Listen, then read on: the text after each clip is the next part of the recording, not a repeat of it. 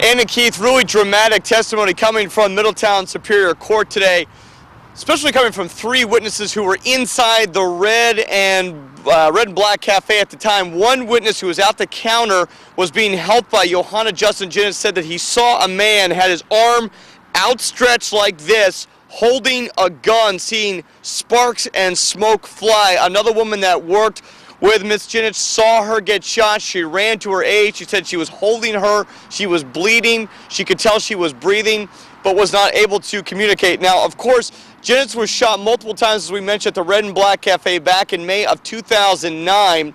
Witnesses described seeing a man who was wearing a wig, glasses, a black long-sleeve T-shirt, and a Cleveland Indians baseball cap. It's presumed, police say, that it was 32-year-old Stephen Morgan who did fire that gun, then left. He later turned himself in the next day. Now, the defense here is trying to paint the picture of an insanity defense. That's what they're hoping is going to happen before a three-judge panel for this trial that's expected to last about 2 weeks.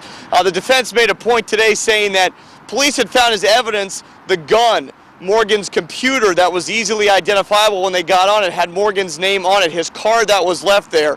They're trying to take this stance that someone who would commit this type of crime would try to cover his tracks. This is not the case for Morgan's behavior on that day. Now, for the most part today, Morgan sat in the defense chair, or sitting next to his defense attorneys, I should say. Very fidgety. He would rock back and forth. His legs would bounce up and down. He communicated with his lawyer only once from what we saw, our vantage point.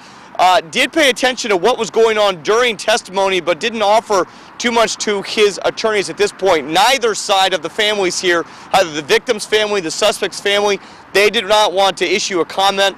But the trial resumes again tomorrow, and again it's expected to take about 1 to 2 weeks. We're live in Middletown tonight. Jamie Muro, News 8.